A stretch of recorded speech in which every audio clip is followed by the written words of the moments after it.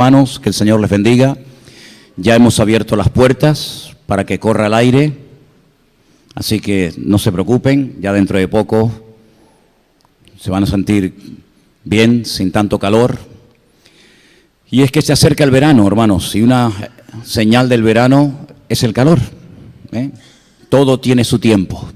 El invierno hace frío, en verano hace calor, y todo en la vida tiene su tiempo. Y la Biblia nos enseña que tenemos que aprovechar cada momento, cada minuto del día, porque la vida es corta, pasa muy rápido, y cuando te das cuenta, se fue. Santiago la define como neblina, como bruma, algo que pasa y no queda rastro prácticamente de ella. Así es la vida, por mucho que podamos vivir, tarde o temprano dejaremos esta vida y estaremos en la presencia del Señor. Así es que les animo a todos y a cada uno de ustedes a aprovechar bien el tiempo, a buscar las bendiciones del Señor, a esforzarse, a poner la mano en el arado y no mirar atrás. El día jueves no tuvimos culto aquí en la iglesia porque coincidía con el día de Canarias, día 30 de mayo, y suspendimos el culto para estar junto con los hermanos en el Puerto de la Cruz, y allí pasamos el día. Como a las 4:30 de la tarde tuvimos una reunión, tuvimos un culto, había una buena asistencia, todo hay que decirlo, pero después de compartir la palabra que Dios puso en mi corazón para ese día, me marché un tanto insatisfecho, por dos motivos. Me marché insatisfecho porque el tema que quería compartir con los hermanos allí, con todos los que nos reunimos el día jueves allí, lo había preparado tan bien, había estudiado tanto, tenía tanto que decir y tantos versículos que compartir, y entre unas cosas y otras hubieron algunas distracciones, pues no dije todo lo que yo tenía que decir. Y después a la noche, cuando llegué a la casa y revisé todos los apuntes que había tomado, yo dije, oye, me pegué casi una semana estudiando esto, leyendo por aquí, leyendo por allá, y entre una cosa y otra no dije ni la mitad de lo que quería decir. Incluso dije otras cosas que no tenía pensado decirlas, pero así me surgió. Pero la segunda razón por la que también vine un tanto insatisfecho es porque yo pensé que iban a estar todos allí y juntos íbamos a pasar el día y juntos íbamos a aprender la palabra. Pero otra vez me vuelve a pasar que voy con una palabra, voy con algo que he preparado y estás pensando más en los que no están que en los que están. La gente podía decir, estaba todo lleno, no había una silla vacía, y es verdad. Pero como pastor siempre pienso en los que no están y en los que se pierden la bendición. Entonces, la tentación a veces, ¿cuál es? Volver a repetir el mensaje, ¿no? Pero los demás que estuvieron podían decir, oye, ¿y por qué tenemos nosotros que escuchar 2 veces lo mismo? Entonces, no voy a repetir el mensaje, no se preocupen. Pero como me quedaron algunas cosas que yo creo que eran importantes, que tenía que haber dicho allí y no las dije, las quiero decir hoy, ya que están todos ustedes aquí presentes. Y quiero llevarles nuevamente al capítulo 33 del segundo libro de la Biblia, el libro de Éxodo. Yo dije el día jueves que el capítulo 33 de este libro, escrito por Moisés, contiene una de las conversaciones más profundas que un hombre logra mantener con Dios. Es más, ningún hombre jamás en la historia se atrevió a pedirle a Dios lo que Moisés allí se atrevió a pedirle. Es un capítulo muy profundo, créame, un capítulo muy interesante, donde aparecían, como dijimos ese día, algunas palabras que se conocen como antropomorfismos, hizo partes humanas para describir distintas esencias o facultades de Dios, se menciona la mano de Dios, como si tuviera mano, el rostro, la cara de Dios, como si tuviera cara, la espalda de Dios, como si tuviera espalda, ¿verdad? Y es que el lenguaje de la palabra se adapta al lenguaje humano. En ningún momento podemos pensar en un Dios que tiene cuerpo, que tiene materia, que se puede medir, que es finito, que tiene forma, ni mucho menos. Pero es simplemente una forma de describir lo que allí estaba sucediendo, lo que Moisés le pide y lo que Dios le permite ver y experimentar a su siervo en aquel lugar. Veníamos del capítulo 32, donde aparece la expresión gran pecado.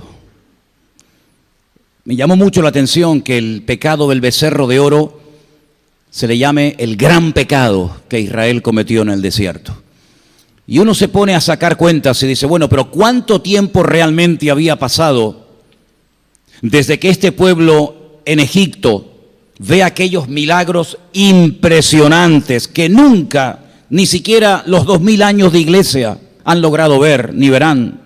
Milagros únicos e irrepetibles.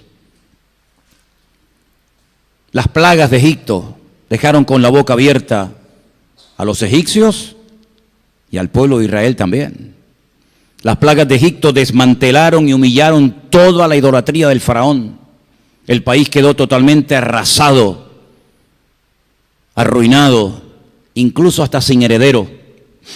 Aquellos milagros que esta gente vio nunca más se volvieron a repetir. Salen de Egipto, dice, con mano poderosa. Y para colmo, por si todavía quedaba algún milagro grande por ver o por experimentar, llegan al borde del Mar Rojo y allí Dios abre por la mitad a este mar y logran pasar como si fuera tierra seca. Ningún pueblo en la historia de la humanidad jamás ha visto ni verá nunca ese milagro, pero ellos sí lo vieron. Todos los que quedaron con vida de Egipto murieron, incluido el faraón. Se adentran en el desierto y comienzan a caminar más de 2 millones de personas rumbo a Canaán, la tierra que fluye leche y miel. El país en el que dice la Biblia que los ojos del Señor están permanentemente observando lo que allí sucede. 50 días pasaron desde esto que les acabo de comentar hasta que Moisés sube a lo alto de una montaña llamada Sinaí, que viene de la palabra Sin. Y después de unos días el Señor le dice, desciende, tu pueblo se ha corrompido. No han sido capaces en 50 días de mantener la santidad, de mantener el buen comportamiento, el orden.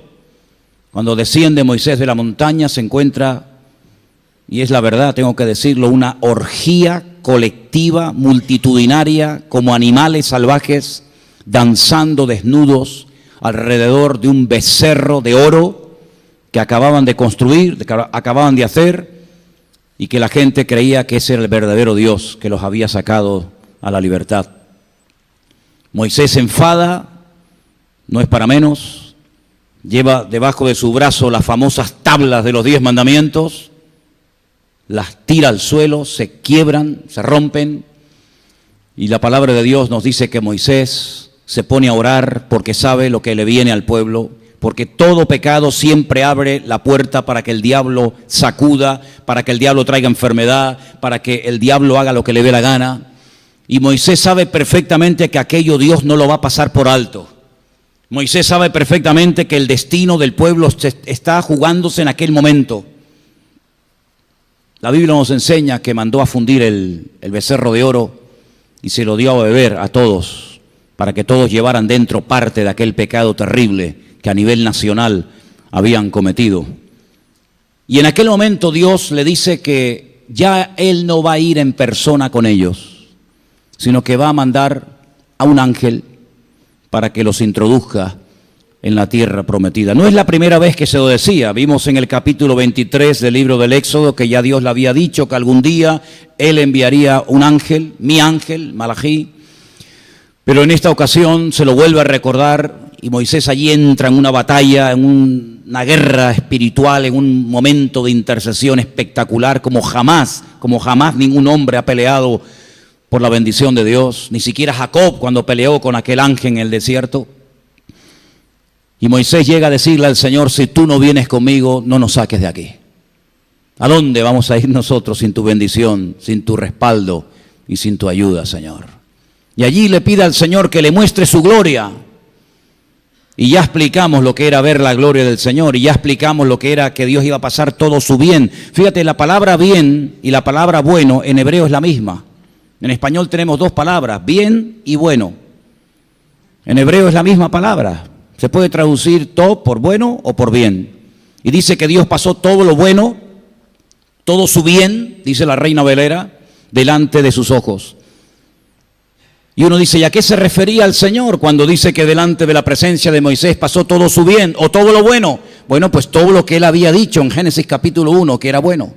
Dios comenzó a pasar delante de él dándole explicaciones detallados de cómo había hecho la creación, de cómo Dios había creado el universo, de cómo el Señor había llegado a un momento en el que dijo todo lo que he creado es bueno, está bien, y le da una explicación espectacular, pero el Señor le dice, pero no más de eso, no más que eso.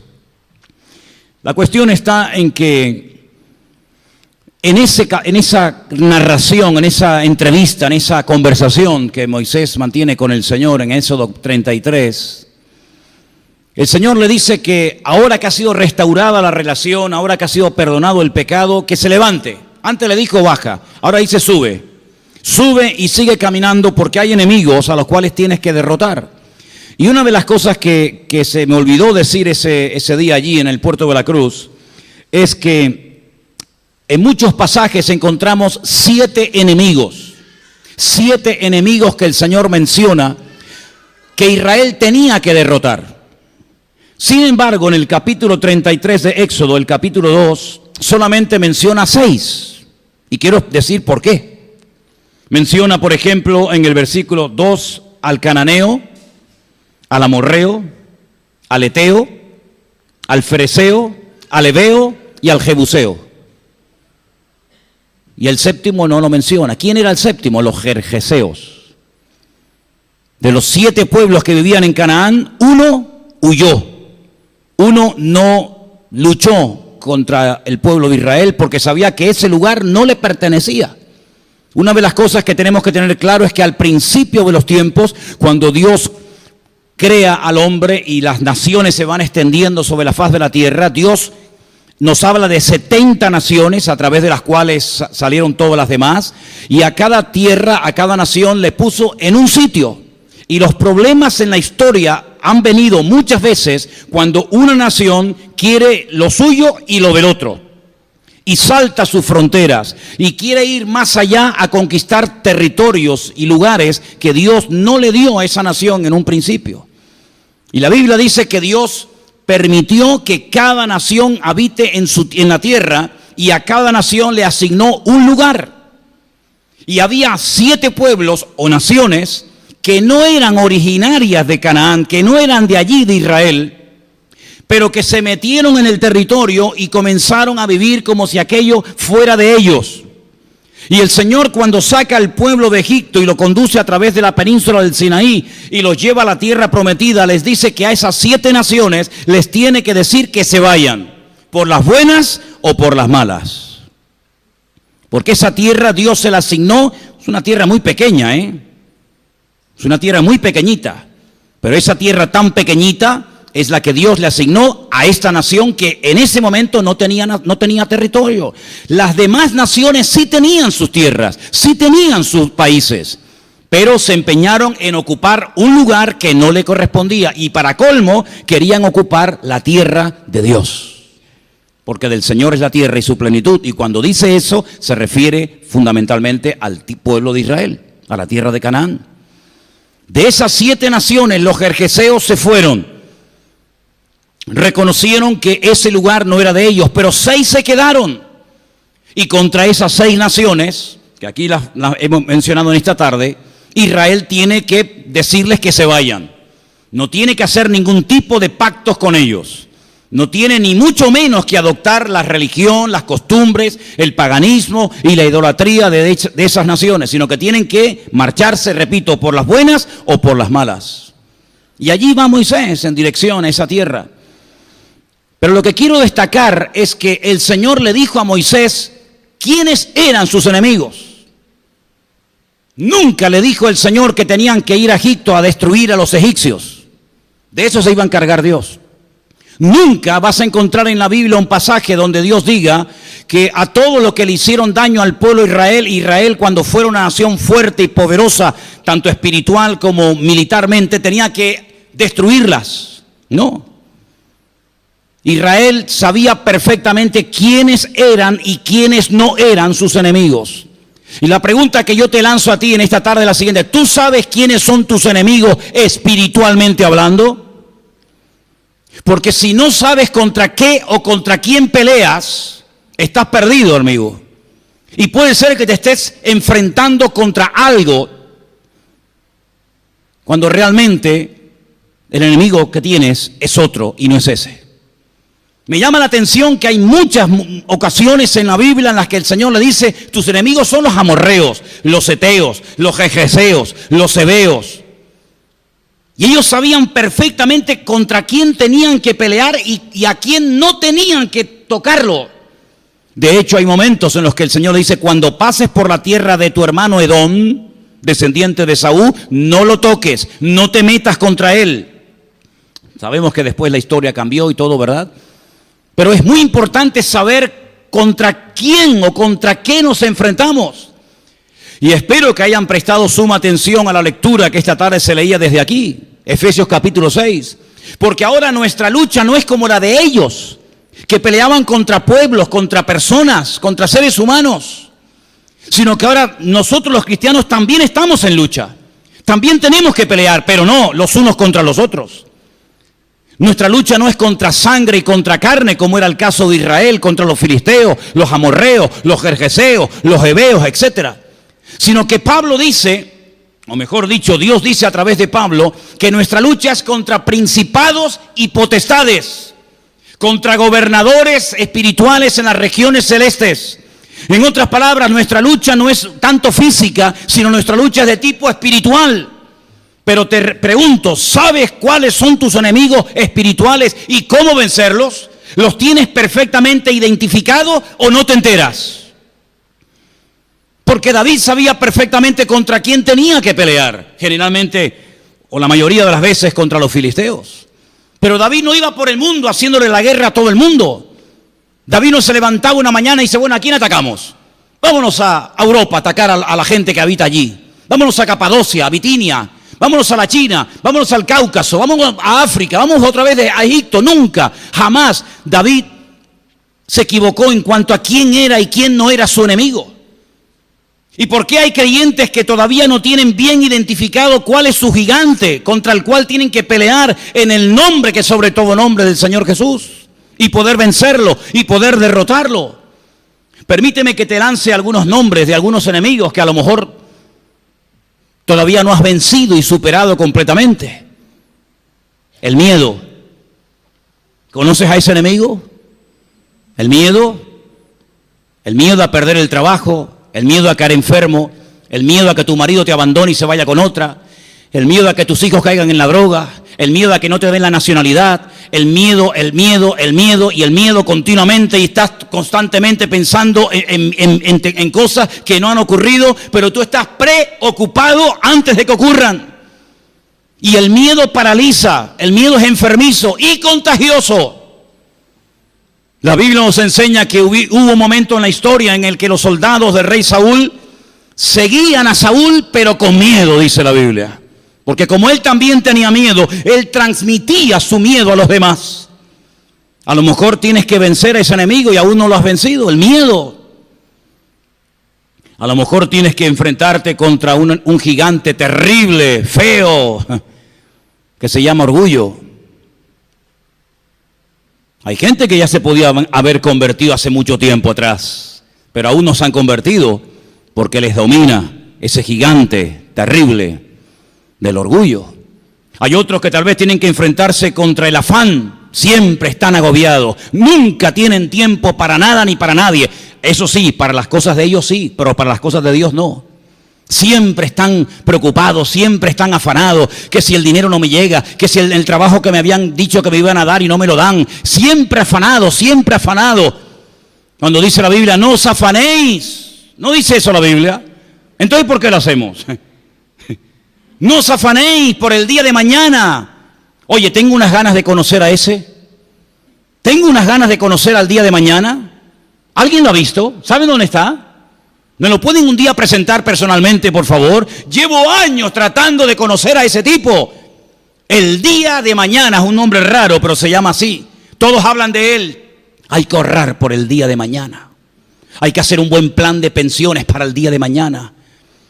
Ayer murió un chico rico, guapo, con una hermosa familia, con buenos coches, con buena casa, famoso en el mundo entero, en un accidente de tráfico. Y lo que guardó para el día de mañana no se lo ha podido llevar en la caja. La semana pasada o hace un par de semanas, al que fue capitán del Real Madrid y de la selección española, le dio un infarto y por poco se muere. Y lo que había ahorrado para el día de mañana, ¿te das cuenta cómo a veces nos preocupamos por cosas que no existen? Cuando deberíamos de hacerle la guerra a muerte a eso que sí existe y nos roba la paz y nos perturba el sueño y nos quita la tranquilidad que como cristianos siempre deberíamos de tener. Tal vez tienes que luchar contra el gigante de la pereza. Hay cristianos que son muy vagos.